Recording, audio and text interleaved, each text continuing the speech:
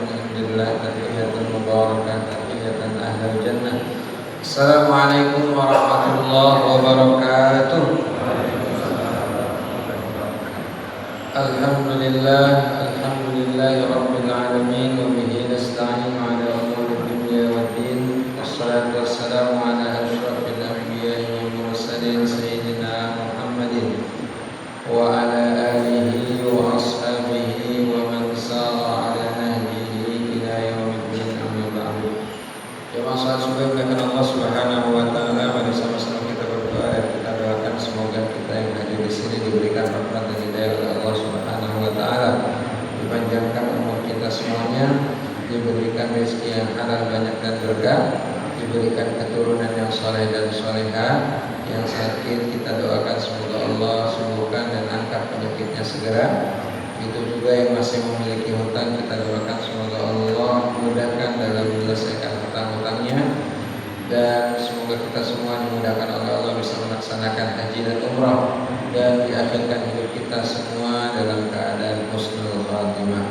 Amin ya rabbal alamin. Jamaah salat subuh yang Allah SWT, alhamdulillah kita pagi ini dalam keadaan sehat datang ke masjid ini untuk menambah iman kita.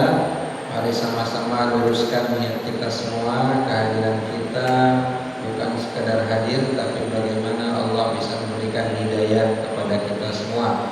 Dan ciri-ciri hidayah itu adalah semakin kita mau berbuat baik dalam hal ibadah kepada Allah dan beramal baik kepada sesama kita. Itu ciri-ciri hidayah Allah. Semoga kita semua mendapatkan hidayah Allah Subhanahu wa taala. Amin ya rabbal alamin. Jemaah salat subuh yang Allah, mari sama-sama kita lanjutkan di penghujung tahun, ya begitu ya. Penghujung tahun 2025, nanti kita ketemu lagi tahun depan di tahun 2026. Kita kesempatan kali ini akan membahas kisah dalam Al-Quran, yaitu kaum Tubba. Pernah dengar kaum Tubba? Ya, kaum Tubba, pernah dengar kaum Tubba? Jarang ya, jarang dikisahkan. Tapi di dalam Al-Quran yang sering baca Al-Quran ada. Ya, pertama di dalam surat Qaf ayat 12 sampai 14. Bismillahirrahmanirrahim. Kadzabat qablahum qaum Nuh wa ashabur rassi wa Thamud wa 'ad wa fir'aun wa ikhwan Lut wa ashabul aikati wa qaum Tubba. Ya kan? Ada dalam Al-Qur'an ayat 14-nya. Saya baca dari ayat 12-nya karena agak bersambungan. Wa ashabul aikati wa qaum Tubba kullun kadzdaba rusula fa haqqa wa'id. Ya, sebelum mereka ada kaum Nuh, penduduk Ras, ya. Kemudian kaum Samud telah mendustakan rasul-rasulnya. Wa Adun, dan begitu juga kaum Ad, kaum Fir'aun dan kaum Lut. Begitu juga ada penduduk Aika, akan kita bahas di lain waktu, penduduk Aika. Wa qaum Tubba, begitu juga ada namanya kaum Tubba. Semuanya telah mendustakan rasul-rasul, maka berlakulah ancamanku atas mereka. Kaum Tubba namanya. Ya. Begitu juga di dalam surat Ad-Dukhan. Ad-Dukhan ayat 37 Allah menyebutkan tentang kaum Tubba. Ahum khairun am qaum Tubba walladzina min qablihim. Ada kaum Tubba di sini, ya. Fa ahlaknahum innahum kanu mujrimin. Di dalam ayat 37. Apakah mereka kaum musyrikin yang lebih baik atau kaum Tubba dan orang-orang yang sebelum mereka? Mereka telah kami binasakan karena mereka adalah orang-orang yang sungguh berdosa. Innahum kanu mujrimin. Coba yang kata Allah SWT. Insyaallah kita akan bahas tentang kaum Tubba dan rajanya. Ya, dan rajanya. Kalau ada waktu lagi nanti kita akan bahas tentang Ashabul Ukhdud. Ashabul Ukhdud sering kita dengar, tapi kita ambil pelajaran dari Ashabul Ukhdud nanti. Kita akan membahas pertama tentang kaum Tubbah. Kaum Tubbah itu ada ya khilaf di antara ulama, tetapi yang menguatkan adalah kaum Tubbah itu hidup antara ini. Nabi Isa menjelang wafat ya, atau setelah Nabi Isa. Jadi menjelang wafat atau setelah Nabi Isa, ya itu masanya. Tapi mereka ini tidak bertemu dengan Nabi Isa. Ya, menjelang wafat atau setelah Nabi Isa. Jadi setelah Nabi Isa sampai ke Rasulullah SAW itu adalah masa-masa fatrah. Tahu gak masa fatrah? Masa tenggang. Kalau pernah ngisi pulsa itu masa tenggang. Masa tenggang yang mana tidak ada Rasul ketika itu, ya yang mana tidak ada Rasul ketika itu, maka kita pernah mendengar ada khilaf di antara para sejarawan dan para khilaf di antara kaum muslimin, ya para ulama tentang orang tua Nabi Muhammad itu berada di surga atau di neraka. Pernah dengar khilaf ini? Ada yang mengatakan orang tua Nabi Muhammad itu tempatnya di surga. Alasannya apa? Alasannya karena antara Nabi Isa dengan Nabi Muhammad itu adalah masa fatrah, tidak ada kenabian. Hanya menjalankan risalah-risalah sebelumnya, yaitu risalah Nabi Isa atau risalah Nabi Musa. Ya. Ada yang mengatakan bahwasannya orang tua Nabi Muhammad itu di neraka, ya, dengan alasan hadis Rasulullah SAW juga bahwasannya orang tuanya ada di neraka.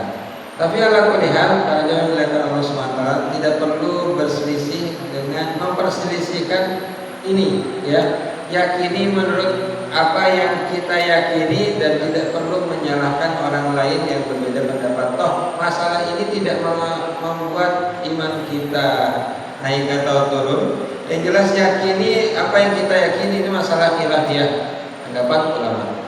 Ya, pernah kan kita dengar ya, orang tua Nabi Muhammad itu di neraka atau di surga. Kemudian ya, kaum Tubbah itu di mana berasal dan berada di daerah Yaman.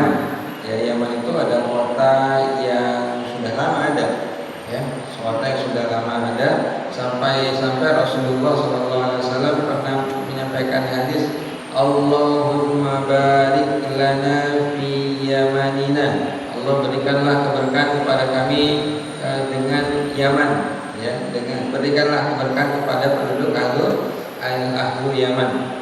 Memang banyak ulama yang hadir dari sana. Nah, terkait Raja Tubbah, ya, Rasulullah juga pernah menyampaikan dalam sebuah hadisnya, ya, la tasubbu tubba'an. Janganlah kalian mencela Raja Tubbah, fa innahu qad aslama, karena dia sudah menjadi muslim, maksudnya sudah berserah diri kepada Allah Subhanahu wa taala, mengikuti agama Nabi Musa. Ya, jadi kaum Tubbah ini atau Raja Tubbah ini dan beberapa pengikutnya nanti yang akan kita bahas, mereka nanti akhirnya beragama Nabi Musa, ya, yang memegang kitab namanya kitab Taurat. Ya. Baik, Tubbah itu apa? Tubbah itu seperti halnya Najasyi, seperti halnya Kisra, ya. Apa artinya? Gelar presiden, gelar raja. Ya, kalau kita di Indonesia namanya presiden. Kalau gelar rajanya Raja Persia namanya Kisra. Kalau Romawi namanya Kaisar. Kalau di Mesir namanya Fir'aun. Kalau di Ethiopia namanya Najasyi. Maka kalau di Yaman namanya Tubbah. Itu namanya gelar, ya. Nama aslinya bukan Tubbah, tetapi itu gelar. Kemudian Tubbah ini adalah raja yang menguasai negeri Yaman, di antaranya daerah Sabah, ya. Kemudian ada namanya Hadramaut. Kalau kita lebih sering mendengar namanya Hadramaut. Kemudian ada daerah namanya Himyar, ya, sampai sekarang juga masih ada. Ya, dan mereka mayoritas penyembah patung dan sapi. Ya, seperti biasa berhala, patung dan sapi disembah oleh mereka. Dan mereka kufur kepada Allah Subhanahu wa taala. Dan ada seorang raja, ya, seorang Tubak seorang Tubak di masa ketika itu bernama Rabi'ah bin Nasr, ya, pernah bermimpi, dan Tubak ini sudah biasa dikelilingi oleh paranormal dan dukun-dukun seperti halnya Firaun, ya. Dan dia bermimpi ketika itu, tolong takwilkan wahai dukun dan paranormal, intinya ya, kepada para penasehatnya, tolong takwilkan mimpiku. Mimpinya apa? Aku akan ada nanti, ya, kaum dari Akhbas yang akan serang Yaman dan menguasainya. Ya, dari mimpi itu aja takut gitu si raja ini, ya, si Tubak ini. Dia takut, kemudian dia berkata kepada penasehatnya yang paranormal ketika itu, kapan akan terjadi? Ya, paranormal itu mengatakan sekitar 6 sampai 7 tahun lagi. Ada perasaan takut akan diserang Yaman dan akan kalah, padahal ini hanya mimpi. Mereka akhirnya keluarganya itu banyak yang berhijrah ke daerah Irak. Ya, diungsikan di daerah Irak. Tapi belum terjadi itu, Rabi'ah wafat duluan, ya, belum si Rabi'ah ini wafat, dan dilanjutkan dengan anak keturunannya sampailah ke cucunya bernama Tabban Asad. Pernah dengar ya? Ke cucunya Tabban Asad. Tabban Asad ini akhirnya menjadi seorang raja, ya. Menjadi seorang raja yang awalnya mengikuti agama kakek nenek moyangnya, yaitu penyembah api dan penyembah berhala, ya. Dan kekuasaannya itu bisa sampai India, sampai di Romawi Timur. Romawi Timur itu daerah Syam, ya, daerah Syam. Dia menguasai dan terkenal sekali, ya, di daerah Tuba ini, di Yaman ini, orang suka berniaga. Kemudian pertaniannya bagus, perniagaannya bagus, ya. Sampai detik ini orang-orang Yaman itu suka banget yang namanya berniaga. Dan ketika itu perjalanan dia, ya, walaupun seorang raja, tetap dia seorang berniaga, pedagang. Ketika membawa dagangannya menuju daerah Syam, di perjalanan dia mendengar bahwasannya kota Yaman ini, ya, daerah Yaman ini diserang oleh orang-orang Yasrib, ya, diserang oleh orang Yasrib, dan wafatlah anaknya Tubak ini, ya, anaknya Tubak yang bernama Tabban Asad, ya, meninggal dan marah dia mendengar anaknya meninggal terbunuh. Balik lagi ke Yaman, dan ketika itu dia mengumpulkan bala tentaranya untuk menyerang Yasrib. Yasrib itu di mana? Madinah. Iya kan? Yasrib dulu bukan Yasrib zaman Rasulullah. Yasrib dulu masih beragama, yaitu keturunan Nabi Musa dari Bani Israel, yaitu kalangan orang-orang Yahudi. Mayoritas yang tinggal di Yasrib pada zaman ini, ya, itu mayoritas orang-orang Yahudi, ya. Kalau dimasakkan, diwaktukan, ini terjadi, kaum Tuba ini antara 100 sampai 200 tahun sebelum Nabi Muhammad SAW ada. Jadi Yasrib itu masih mayoritas beragama Yahudi, ya. Kemudian diseranglah Yasrib. Hari berganti hari diserang, dari pagi sampai sore berperang, kemudian malam istirahat, kemudian pagi sore perang, malam istirahat. Dan uniknya, ya, walaupun terjadi peperangan dari pagi sampai sore, malamnya orang-orang Yasrib itu mendatangi orang-orang Yaman ini yang menyerang untuk mengobati yang sakit. Ya. Itulah kenapa orang Yaman, orang Madinah itu terkenal dengan hatinya yang lembut. Sampai Rasulullah mengatakan kanu araqal qulub. Mereka orang-orang Madinah itu hatinya ya, orang yang hatinya paling lembut ya. Kayak yang pernah umroh dan datang ke Madinah menemukan sesuatu yang berbeda dengan kalau kita datang ke Mekah, benar ya? Ya, maka ada sesuatu yang beda, memang benar. Ya, orang-orang Madinah memang lebih lembut dibandingkan orang selain Madinah. Ya. Kemudian ketika Yasrib itu sudah mau kalah, ya, ketika Yasrib itu sudah mau kalah sama Raja Tuba ini dan kaumnya, tiba-tiba ada pendeta Yahudi, pimpinan Yahudi yang ada di Yasrib itu mendatangi, ada 2 orang mendatangi Raja Tuba ini, ya. Mereka mengatakan kalau engkau tetap hancurkan Madinah, nanti Allah marah, gitu ya. Allah akan menghancurkanmu. Kalau engkau menghancurkan Madinah, nanti Allah akan menghancurkanmu. Ditanya kenapa, gitu ya? Karena di sini akan ada nabi yang hijrah ke Madinah, ya. Karena apa? Di dalam Taurat itu sudah disebutkan bahwasanya ada nabi akhir zaman yang akan turun di suatu tempat. Nah, suatu tempat itu adalah Yasrib Madinah ini.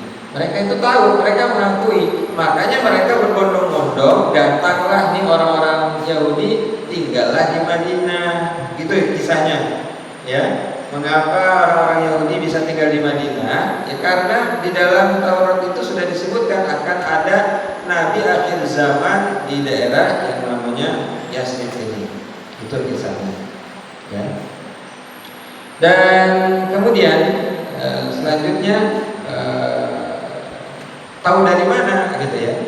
Dari mana kok ada kisah seperti ini, dapat dari mana? Dari kitab kami, ya dari kitab kami yang bernama Taurat. Dan kemudian dijelaskan tentang Taurat dan akhirnya didakwahkan tentang Taurat dan tentang agama Nabi Musa dan akhirnya Raja Tuba ini, ya Raja Tuba ini dia akhirnya masuk dalam agama Nabi Musa, beriman kepada Allah Subhanahu wa taala. Ya jadi dulu kalau saya menyatakan Yahudi zaman yang saya sebutkan ini masih mengikuti agama Nabi Musa. Ya, walaupun sezaman dengan Nabi Isa belum sampai risalahnya, belum ketemu gitu. Ya beda daerah, tapi belum ketemu. Ya jadi kalau ada yang mengatakan ini di akhir zaman Nabi Isa atau setelah Nabi Isa, ya harusnya kan beriman kepada Nabi Isa dong, ajaran Nabi Isa. Tapi masalah ini belum ketemu, risalahnya belum ketemu. Ya nanti setelah ini kita akan sampaikan tentang Ashabul Ukhdud, barulah nih ketemu. Ya ketemu tentang ajaran Nasrani, ajaran Nabi Isa. Ya jadi kemudian akhirnya masuk ke dalam agama Nabi Musa alaihissalam dan tidak jadi menghancurkan kota Madinah atau Yasrib.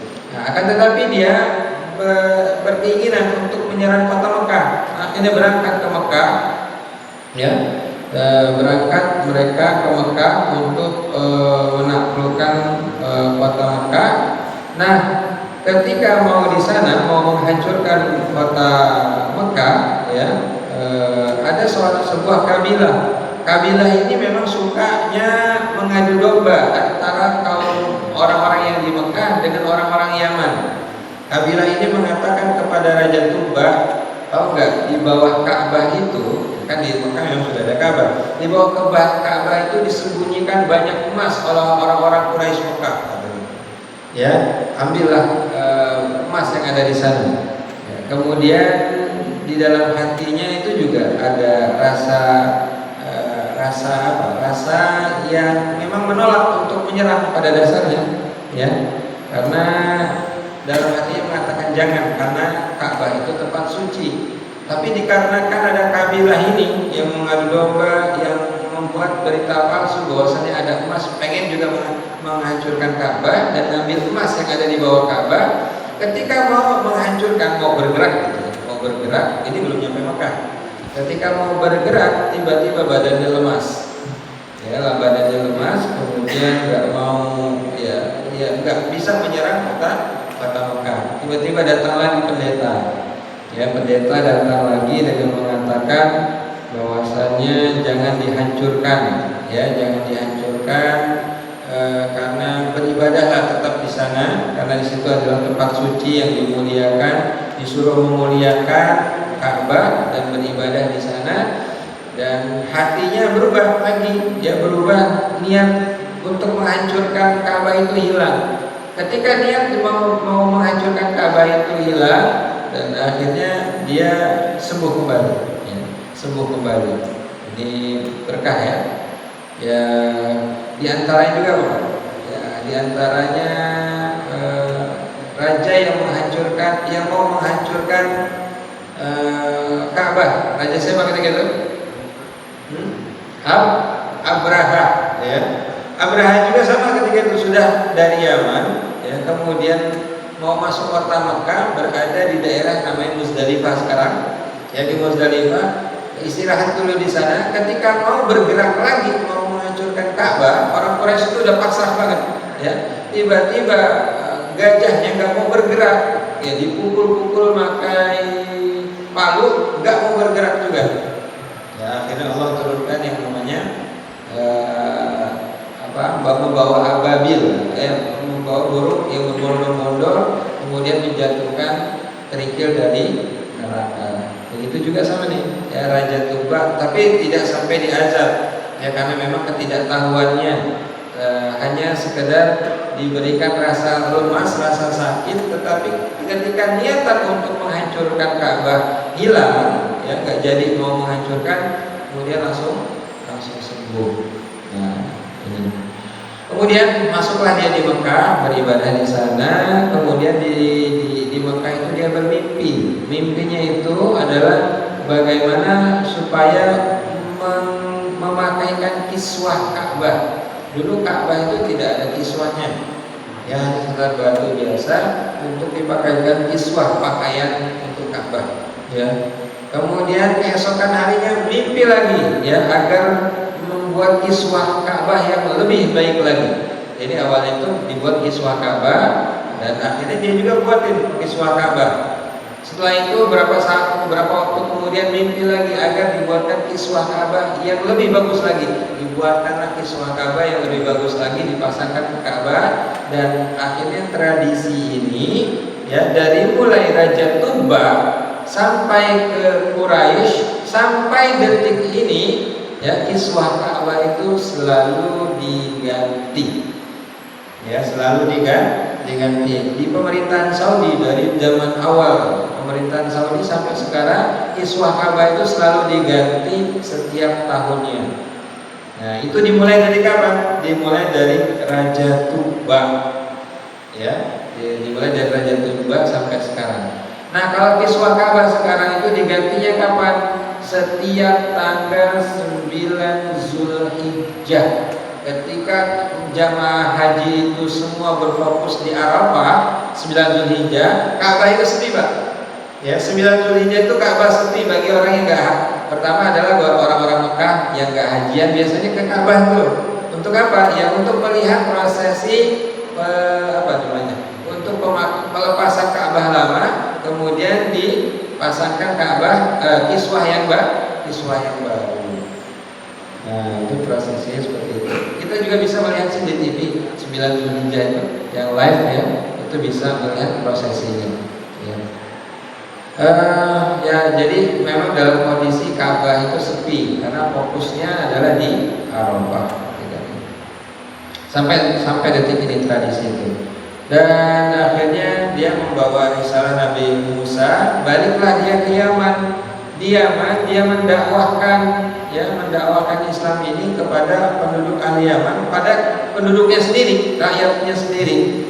Tapi karena memang kalau sudah keyakinan itu susah juga Pak, ya, untuk mendakwahkan, ya.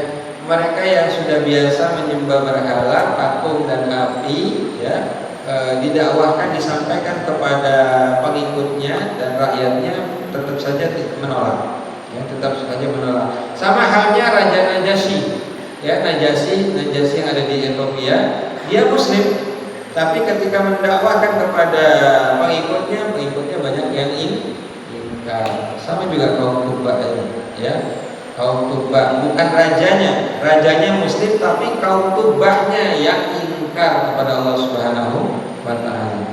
Nah, pernah suatu ketika raja mengatakan kepada kaumnya ketika itu, kalau kalian memang benar, yuk kita sama-sama ke Tuhan kalian, yaitu api. Apinya besar, yang disembah itu kan apinya besar. Sama-sama ke Tuhan kalian, ke tempat api itu. Kalau nanti api itu menyambar kalian salah dan kalian batil. Tapi kalau api itu tidak bergerak diam saja, kalian benar dan saya yang salah. Ya, akhirnya mereka berkumpul semua ke tempat api yang mereka sembah itu, termasuk dukun-dukun dan paranormalnya tadi, ya, termasuk dukun dan paranormalnya. Ketika sampai di sana, ya, yang terjadi adalah api yang mereka sembah itu menyambar mereka, ya, menyambar mereka, dan mereka lari tunggang-langgang itu karena disambar-sambar oleh api tersebut, dan sebagian akhirnya beriman kepada Allah, tapi sebagiannya ingkar, ya, tidak masuk ke dalam agama Islam atau agama Nabi Musa alaihissalam. Dan akhirnya ketika waktunya wafat, ya, Raja Taban juga wafat, ya, yang pengikutnya tadi, ya, pengikut yang sudah mau masuk Muslim tadi, ya, berserah diri kepada Allah, mereka sebagian ingkar lagi, ya, sebagian ingkar lagi. Sama halnya ketika Nabi Muhammad SAW wafat, ya, ada sebagian kaum muslimin yang murtad, ya, ada sebagian kaum muslimin yang murtad. Dan akhirnya mereka pengikutnya ini akhirnya dilenyapkan oleh Allah Subhanahu wa Ta'ala, mendapatkan azab. Tapi azabnya berbeda dengan yang saya sebutkan tadi. Kalau kaum Ad itu, kaum Samud itu, ya, Nabi Nuh itu kaumnya, itu jelas ada petir besar, kemudian banjir besar Nabi Nuh, ya. Kalau ini bagaimana? Ini jila azabnya itu berupa bertahap, tidak langsung sampai akhirnya lenyap mereka, ya, sampai akhirnya mereka lenyap. Di dalam Al-Quran disebutkan fa'ahlaknahum, ya, innahum kanu mujrimin, ya, ahlaknahum innahum kanu mujrimin. Kami hancurkan mereka disebabkan mereka orang-orang yang berdosa. Di dalam surat lain Allah menyebutkan dalam surat Saba, fa'aradu fa'arsalna 'alaihim sailal 'arimi, ya, tetapi mereka berpaling kepada Allah, maka kami datangkan kepada mereka banjir yang besar. Sailal 'arim itu banjir besar, kalau kita sebutkan sekarang apa namanya? Banjir bandang, ya, banjir bandang. Dan kita tidak mengatakan banjir yang terjadi saat ini itu adalah sebuah azab, ya. Bagi seorang muslim ini adalah sebuah ujian. Tapi bagi orang yang ingkar kepada Allah mungkin saja ini adalah sebuah azab, gitu, ya. Tapi bagi seorang muslim itu bukanlah azab, itu adalah sebuah ujian, ya. Kemudian, ya, Allah tak binasakan bertahap. Di antaranya Allah datangkan sailal 'arimi. Dengan adanya apa? Dulu itu di zaman Tuba ini ada namanya, mereka buat bendungan. Mereka itu irigasinya bagus, pertaniannya bagus karena mereka ada bendungan. Bendungannya namanya Bendungan Ma'rib. Bendungan Ma'rib itu, ya, yang membuat irigasinya bagus, pertanian bagus, ekonominya berjalan ketika itu. Ya, dengan bendungannya ini hancur, yang menghancurkan pertanian, irigasinya hancur. Ya, saya langsung membayangkan ketika mempersiapkan ini, ketika bendungannya hancur, kemudian pertanian irigasinya hancur, mati itu perekonomian, betul nggak? Ketika ada yang kita lihat kemarin, mungkin video-video, ketika ada seseorang dikasih uang, mereka mengatakan apa? Kami tidak butuh uang, yang kami butuhkan apa? Makanan. Kami tidak butuh uang, kami membutuhkan makanan. Kami lapar dari kemarin belum makan. Ya, jadi runtuhlah bendungan Ma'rib dengan kondisi akhirnya penduduk Yaman itu dalam kondisi miskin, ya, yang masih hidup dalam kondisi miskin, mencari sana sini makanan itu agak susah. Sama halnya Bapak Ibu yang berkata Allah, Habasyah, Ethiopia. Di zaman Nabi Muhammad SAW kita pernah dengar namanya Habasyah, ya. Jadi hijrah pertama kali itu bukan ke Madinah, hijrah pertama dan kedua itu ke Habasyah. Raja Najasyi itu bagus dengan memimpin, bagus, raja yang adil dengan ekonomi bagus. Saya bertanya-tanya juga di dalam diri, kemudian saya cari-cari, kenapa di zaman Nabi Muhammad itu Habasyah itu bisa bagus, rakyatnya makmur, tapi sekarang, ya, kalau kita dengar Habasyah itu negara mana? Ethiopia, ya, itu hancur-hancuran, jadi miskin banget, ya, kering kerontang, ya, luar biasa kemiskinannya sampai detik ini.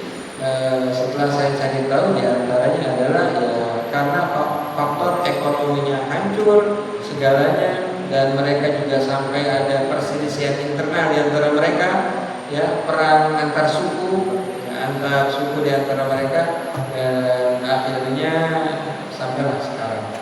Ya, di antaranya lagi apa? Selain bendungannya hancur, ya, perpecahan di antara mereka. Akhirnya mereka ada perpecahan, ada raja-raja, suku-suku saling berkelahi. Nah, akhirnya tidak fokus dengan kaumnya dan membuat mereka hancur.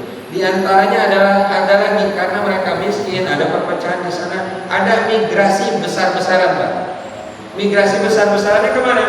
Ke daerah Yasrib, karena Raja Tuba itu kan dulu pernah ke Yasrib, ya kan? Pernah ke Yasrib, dan Yasrib itu agama Raja Tuba, ya. Maka ada yang namanya suku Aus dan suku Khazraj. Ini berasal dari Yaman ini, Pak. Ya, walaupun mereka ini berselisih pendapat. Ada suku Aus dan suku Khazraj akhirnya hijrah ke mana tadi? Ke Madinah, tapi di sana juga tetap berkelahi terus. Ya, dari Yaman sudah berkelahi sampai di Yasrib tetap berkelahi, sampailah nanti di zaman Nabi Musa yang akan menyatukan dua suku besar, Aus dan Khazraj.